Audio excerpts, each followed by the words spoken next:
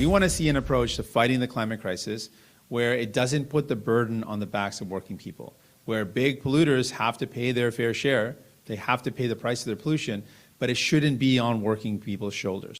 We put a world-leading price on pollution across this country that does two things. It drops emissions, and it puts more money back in the pockets of the middle class and people working hard to join it.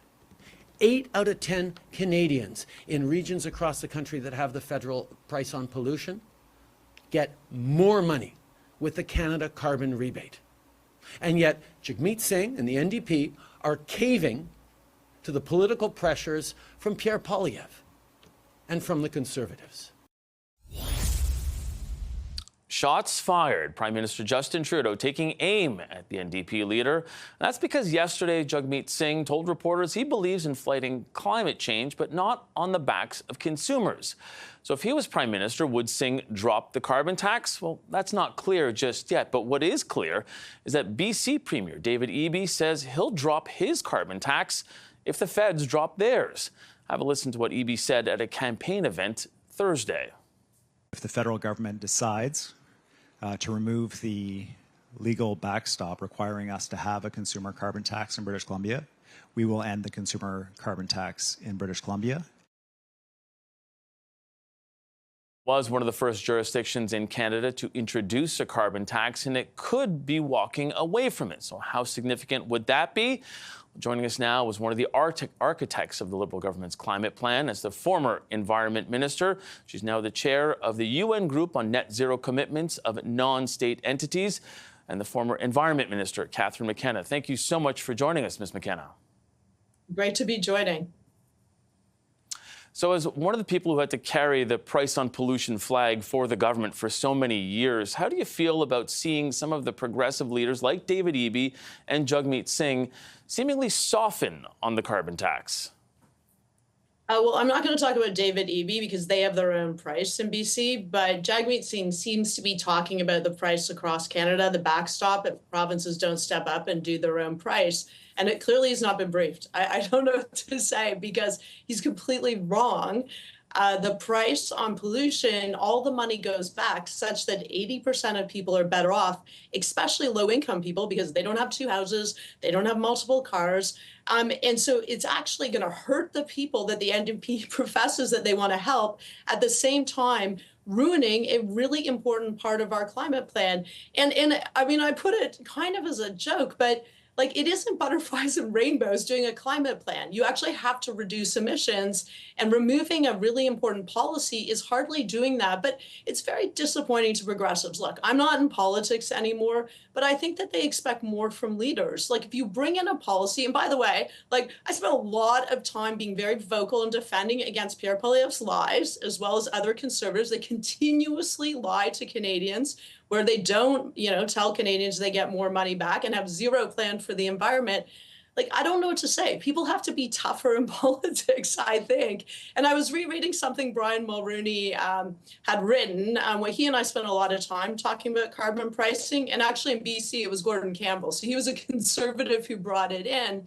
But conservatives used to believe in action to tackle climate change in a way that was the most cost effective, which is a price on pollution, so saving taxpayers money, but also in ways that use the market, give people more money back, and that actually reduce emissions. And Jagmeet Singh, like, the NDP have never had a serious plan on climate change. and I'm not saying that to be partisan. As I say, I'm not in politics. They've had their plans reviewed every election, and they have no plan. So destroying a critical plank of Canada's climate plan is like the opposite of a plan. And it also is really weak because it's just caving into Pierre Poilievre's lives. And at some point, people are going to have to stand up. Like, are we going to do this? Forget about just carbon pricing, but the Conservatives lie about so many different policies. Are we going to cave every time, they're going out there and making it tougher politically? Or are leaders literally going to step up and actually do what needs to be done to tackle climate change and other really important issues? And I want to talk to you about that leadership, because I wonder how much of the problem hasn't necessarily been about the policy, but instead about the message and the messenger. I mean, has the Prime Minister failed to make a case to Canadians for the carbon tax? Well, I mean, look, I mean, I do think the Liberals at one point made a mistake by putting a pause on heating oil and fuel, and it didn't make a big difference in polling. So I think there should be a lesson on, politicians actually doing things and thinking they're going to get a bounce in the polls.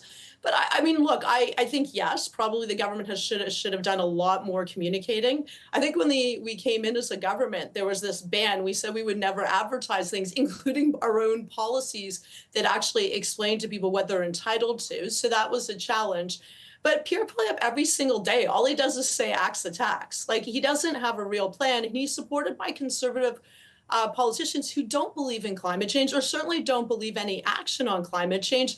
So when everyone talks about this, I'm like, go fill your boots, folks. Like, tell us how you're actually going to reduce the emissions in line with our target. I'm going to Climate Week next week in New York, and folks are actually going to say, like, is Canada actually going to meet its target? And you have to do the work. And it's interesting because I'm working on something different.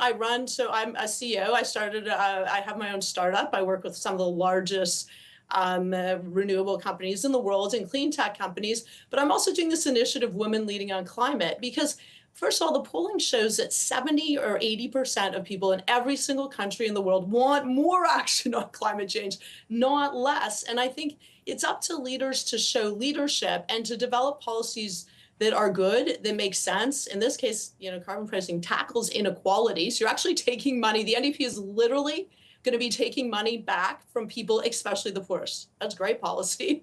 But we need to I think we've got to do a lot better in Canada. And I think one of the ways we can do this, and this is part of this global launch of Women Leading on Climate, is actually enlist the population. Like, it's not just women. 70% to 80% of people want more action.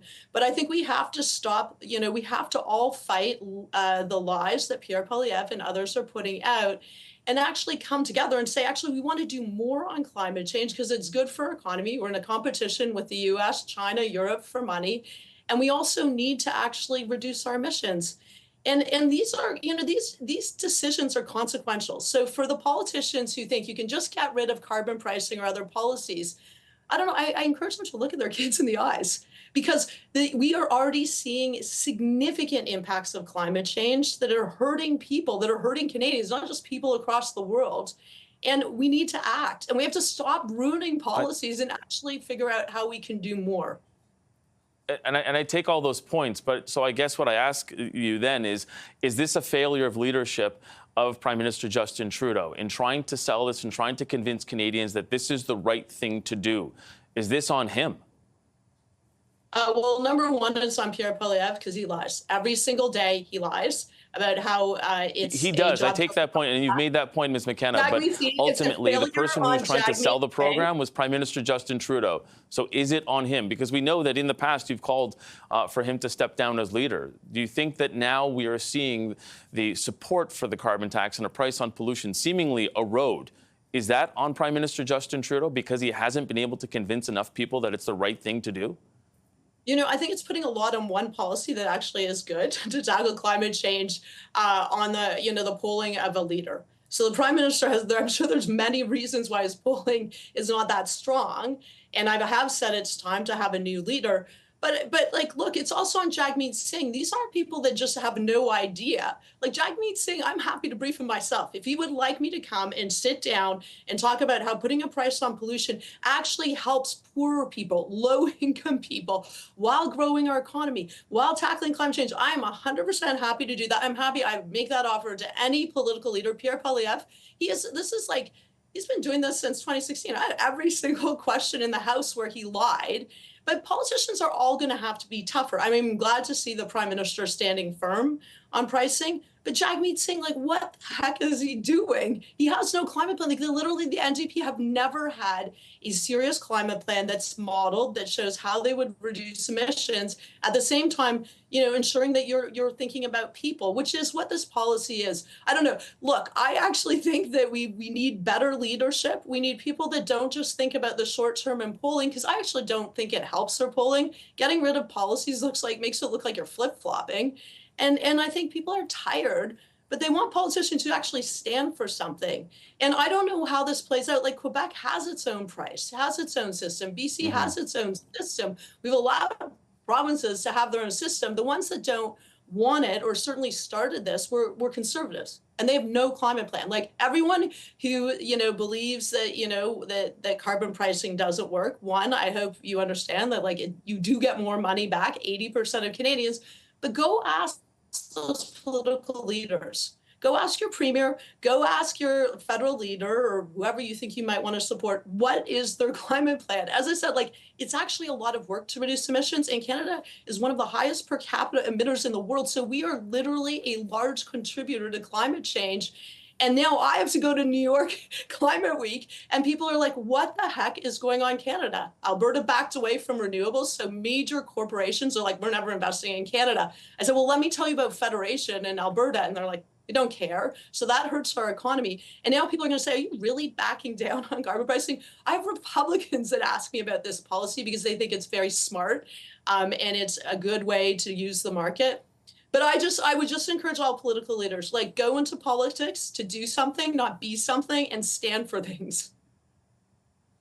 Former Minister of Environment and Climate Change, Catherine McKenna. She's also now the chair of the UN Group on Net Zero Commitments of Non-State Entities. Thank you so much for joining us. We appreciate it. Great to join.